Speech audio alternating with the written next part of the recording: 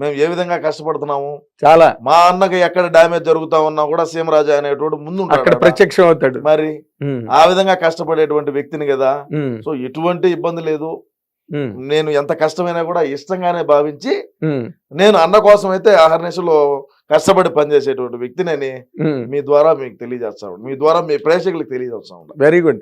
అయితే కాకపోతే ఇప్పుడు మీరేమో రేపు గెలిచినాక మేమంతా అన్నిటినీ నేను ఇంప్లిమెంట్ చేయిస్తానని చెప్తున్నారు. మీకేమో చూస్తే అవతలేమో టీడీపీ కూటమికే ఎక్కువ సర్వేలన్నీ ఫేవరబుల్ గా ఉన్నాయి. మీదేదో ఒకటో రెండో మీకు వస్తున్నట్టుగా చెప్తున్నారు. ఏదో ఆరామ్ అస్థాన్ గారు ఒకటికి ఇచ్చాము, వాడు జగన్మోహన్ రెడ్డి గారితో కల్పించాము. మా వాళ్ళు పోయి కూడా ఒక హోటల్లో ఉన్నాడు, ఆ హోటల్లో ఉంటే కూడా మనోళ్ళు పోయి శాల్వాలు కప్పి బొకేలు ఇచ్చి స్వీట్స్ ఇచ్చి వచ్చినారు. అయినప్పటికీ మరుసటి రోజు నైట్ కూర్చొని ఈ ఎగ్జిట్ పోల్స్ అని చెప్పి మంత్రులు ఎవరు కూడా గెలిచరు అంటాడు వీడు. మంత్రులు ఎవరు గెలవరు, మరి మంత్రులే గెలవకపోతే ఆయన అంటాడయా, మేము అంటాం లేదు కదా సార్, అంతేనా పెద్దోళ్ళు అని చెప్పి మీకు చాలా గౌరవించి మాట్లాడుతున్నాను. లేకంటే నేను నా మాట మీ ఆ పక్క ఎవడన్నా గానీ అది మీరు అలాగే మాట్లాడాలి, నేను వేరే విధంగా మాట్లాడాను. మీ బ్రాండ్ అది, మీరు అలా మాట్లాడితేనే అంతర్జాతీయ ప్రధాన కార్యదర్శి. మీరు పెద్దవారు అని చెప్పి నేనేదో మీకు గౌరవం ఇస్తున్నా. చాలా సంతోషం, అది మీరు నాకు ఇస్తున్న గౌరవానికి. కానీ మీ బ్రాండ్ మీరు పాడు చేసుకోవద్దు, అలాగే మాట్లాడాలి మీరు. అప్పుడైతేనే మీరు బాగా రీచ్ అవుతారు. మీరు చెప్పే వాటిలో తప్పకుండా అదే నేను చెప్పేది ఏంటంటే, ఈడు బఫున్ గాడు, ఈడు ఎవరు, ఈ ఆరామస్థాన్ గాడు మా దగ్గర డబ్బులు తీసుకొని మా దగ్గర ఇది చేసి మంత్రులు ఎవరు గెలవరు. ఈ మంత్రి వారు ఇప్పుడు ఉండేటువంటి కేబినెట్ లో, జగన్మోహన్ రెడ్డి కేబినెట్ లో పనిచేసినటువంటి మంత్రులు ఎవరైతే ఉన్నాడో ఎవడో కూడా గెలవడు అని చెప్తాడు. ఒకవేళ ఓడిపోతా ఉన్నా కూడా మనం ఏం చెప్పాలా, గెలుస్తున్నాడు అని చెప్పాలి, గెలుస్తున్నాడు అని చెప్పాలి. అన్న కోసం పనిచేసినప్పుడు. అవును, అవునా కదా, డబ్బులు తీసుకున్నప్పుడు. మరి డబ్బులు దొబ్బినావు కదా, డబ్బులు తీసుకోకుండా ఉంటే నీ సర్వే నువ్వు చేసుకో, నిన్నెవడు కాదంట కదా. మరి నువ్వు డబ్బులు దొబ్బితీవి, మాకే గోటము పెడితీవి, 2 దెబ్బలు మాకే పడా. ఓకే, మరి ఇది బాధే కదా. మరి ఇప్పుడు మరి రోజా లాంటి సూపర్ స్టార్, సినిమా స్టార్ ఆవిడ కూడా చాలా బ్రహ్మాండంగా చేశారు. చేసినప్పటికీ కూడా ఇన్ని సర్వేలు మీ అన్నగారికి అంత వ్యతిరేకంగా ఎట్లాగొచ్చినాయండి? వ్యతిరేకం అంటే 2 రకాలుగా చూసుకోవాలి మనం. జగన్మోహన్ రెడ్డి అన్నకు నేను చెప్పిన మాట ఏంది, నేను చెప్పింది ఏంటంటే, చిన్నాయన్ని ఎవరు చంపినారో చెప్తే 30 సంవత్సరాలు మనమే అధికారంలో ఉంటాం. Point number 1. పాయింట్ నెంబర్ 2, షర్మిలాకి ఇవ్వాల్సినటువంటి వాటా ఏదైతే ఉండదో అదొక ఆస్తి రూపంలో గానీ, అదొక ల్యాండ్ రూపంలో గానీ, ఏదో ఒక రకంగా ఒక వాటా అనేది ఇచ్చేసినావంటే 30 సంవత్సరాల పాటు మనమే అధికారంలో ఉంటామన్నా. ఈ 2 చెయ్యి నువ్వు అని చెప్పినా. ఈ 2 చెయ్యలా. ఈ 2 చేయకపోయినప్పుడు నేను దిగిన రంగం లేకంగా. ఓకే, అప్పుడు వచ్చారు. అప్పుడు దాకా నేనేమి మనమే గెలుచాలి, మనమే 175 కొడతాం, వై నాట్ 175. మీరు 178 3 తగ్గించారేంటి? నేను అంటే ఆంధ్రాలో నేను చెప్పాను, ఆంధ్రాలో అప్పుడు మాట. ఓకే, ఇప్పుడు డిసెంబర్ లో మాట నేను చెప్తున్నా. ఓకే, డిసెంబర్ లో నేను లాస్ట్ ఫైనల్ ఇది ఇంక 3 నెలలే మన కాలేజ్ అవుతున్నది. మనం షర్మిలాను స్నాయాన్ని చంపినోడిని ఈ 2 కన్నా మనం టచ్ చేసి ఇది ఫైనల్ చేసినామంటే ఇంకా మనల్ని ఎవడు మనల్ని టచ్ చేయడు. 30 సంవత్సరాల పాటు మనమే అధికారంలో ఉంటాము. వీళ్ళు ఎంతమంది కూటమైనా సరే, వాళ్ళు అందరూ కలిసి వచ్చినా సరే మనకి ఇబ్బంది లేదు అని చెప్పిన ఆయన ఇలా విన్నప్పుడు మాకు డ్యామేజ్ జరుగుతుంది కదా. అవును, డ్యామేజ్ జరిగినప్పుడు ఎవడో ఒకటి దీన్ని ఫుల్ఫిల్ చేయాలి కదా. అవును, చేసేదానికే ఈ సీమరాజా వచ్చినాడు. ఆ రోజు నుంచి ఈ రోజు చేస్తానే ఉన్నా.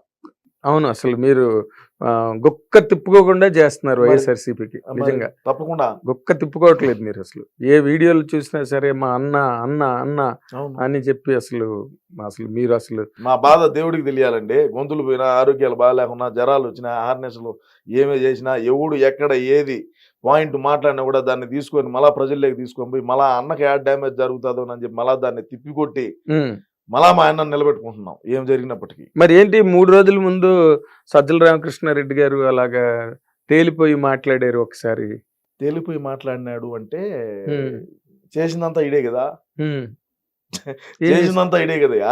ఏం చేశారు? సజ్జల గారు చేసిందంతా ఇడే కదా, నాశనం చేసింది ఇడే కదా, నిర్వాకం. ప్రభుత్వ సలహాదారుడు అని చెప్పి పక్కన పెట్టుకున్నాడు. సలహాదారుడు అనేటువంటి వాడు ఇది మన సమాజంలో ఉపయోగపడేటువంటి సలహాలు ఇవ్వాల. అవును. అవునా కదా? అంటే ఎవరికి ఇచ్చిన ప్రభుత్వానికి గాని, ఇటు సమాజానికి గాని, అటు ముఖ్యమంత్రికి గాని, లేదా అధికారులకు గాని, ఎవరికైనా సరే ఇప్పుడు మీరున్నారయ్యా, నువ్వే ఉన్నావు, నువ్వు నాకు ఏదైనా ఉపయోగపడే సలహా చెప్తే నేను తీసుకుంటా. అవును. ఉపయోగపడే సలహా తీసుకోకుండా ఏదో చెప్పిన వాళ్ళే పారా స్వామి, మన పని మంది అని మనం అంటాము. మా ఓడికి అంత దమాకు లేదు, లండన్ లో టాబ్లెట్లు తెచ్చి చేసుకోవాలా. నువ్వేదో చెప్తావు, వీడు అది నమ్ముతాడు. సిపిఎస్ రద్దు ఎందుకు చేయలేదు అంటే మాకు అప్పుడు అవగాహన లేక మాట్లాడినాం అంటాడు. మళ్ళీ అన్నాడు కదా, నేనన్నా మాట కాదు, నేనన్నా మాట కాదు ఇది. సిపిఎస్ రద్దు ఎందుకు చేయలేదు అంటే మాకు అప్పుడు అంత దమాక లేదు, మాకు అప్పుడు అంత తెలియక, మాకు గుజ్జు మోకాళ్ళలో ఉండింది, మేము అందుకని చెప్పి తెలియక మాట్లాడినావు అని చెప్పితే దాన్ని నేను ఏ విధంగా తిప్పి కొట్టాలా, ఏ విధంగా ప్రజల్ని మళ్ళా నమ్మియాలా, మళ్ళీ వాళ్ళని దారికి ఏ విధంగా వాళ్ళని ట్రాక్ లో పెట్టాలా. అవును, ఆలోచన చేయండి నాగేంద్ర గారు మీరు.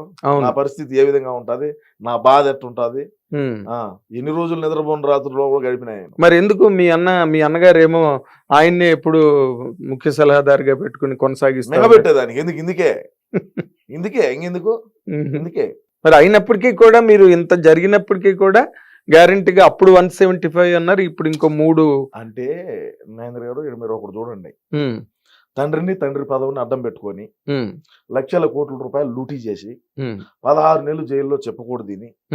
ఈ 16 నెలలు షర్మిల రోడ్ల బడిగా తిరిగి తల్లి ఒక దిక్కు, చెల్లి ఒక దిక్కు, పెళ్ళాం ఒక దిక్కు, ఒక్క అవకాశం అని మా ఓడు బయటకు వచ్చిన తర్వాత ఒక కరుణామయుడు లెవెల్లో మీకు సినిమా ఇండస్ట్రీ గురించి, మీరు 40 ఏళ్ళ ఇండస్ట్రీ అని నాకు తెలిసింది, మీ సినిమా ఇండస్ట్రీలో కూడా ఎవరు చేయలేనటువంటి నటన మా ఓడు చేసి 151 స్థానాలు అసెంబ్లీ స్థానాలు గెలిచి 22 పార్లమెంట్లు గెలిచి పార్లమెంటుకు పోయినారు 22 మంది, 151 మంది అసెంబ్లీకి వచ్చినారు. ఇన్ని చేసినటువంటి అప్పుడు 151 వస్తే ఇప్పుడు మా ఓడే 5 ఏళ్ల నుంచి అధికారంలో ఉన్నాడయ్యా. మరి ఇప్పుడు 175 ఎందుకు రాకూడదు అనేది నా పాయింట్.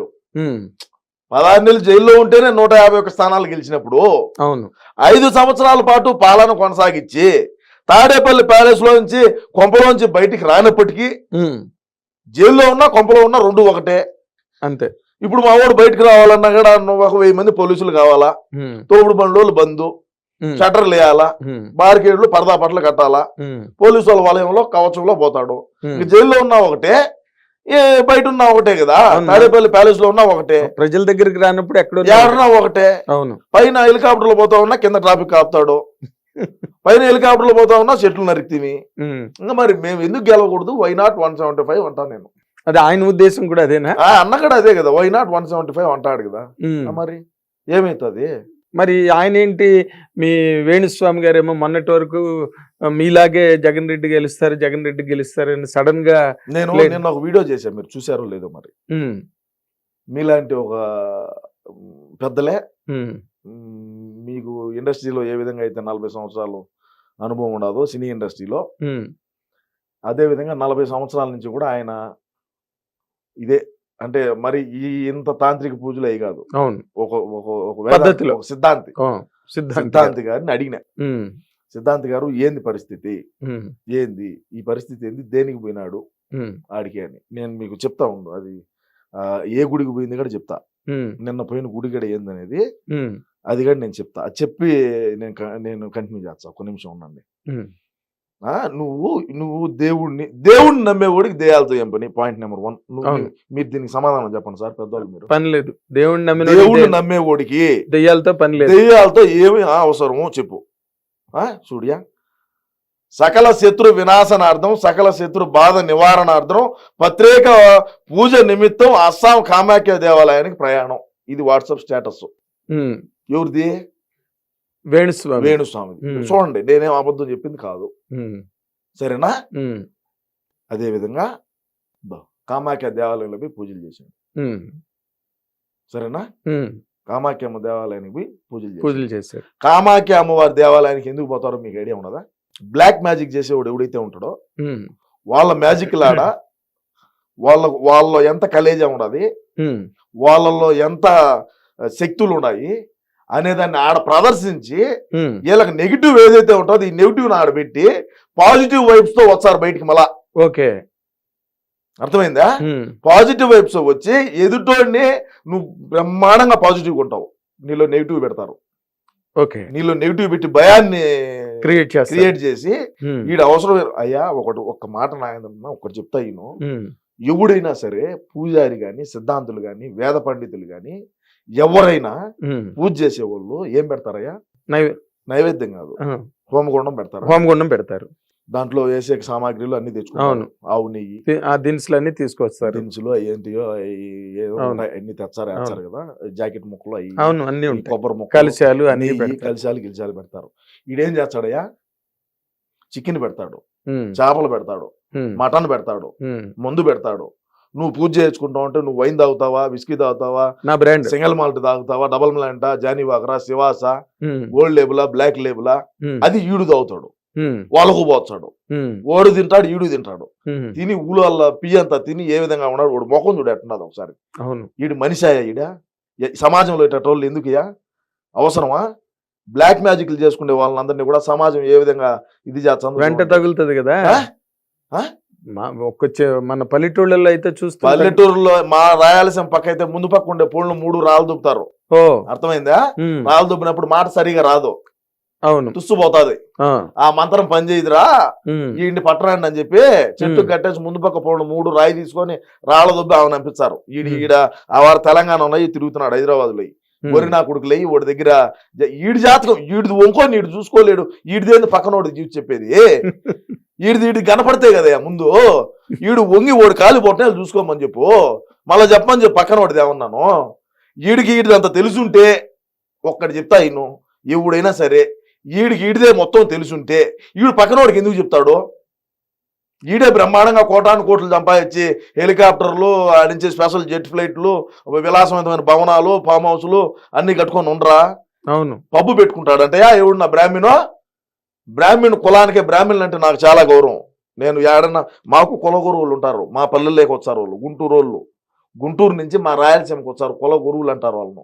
మేము వాళ్ళు కనపడితే పాదాలకు నమస్కారం చేసుకుంటాం, వాళ్ళు పైన కూర్చోంటే మేము కింద కూర్చుంటాం. బ్రాహ్మణులు అంటే అట్లా ఉండాలా. ఈ నా కొడుకు ఏందయ్యా, వచ్చా నా కొడుకు చిల్లర నా కొడుకు, ఈ మాట ఇచ్చినా కూడా దరిద్రం. మరేంటి అసలు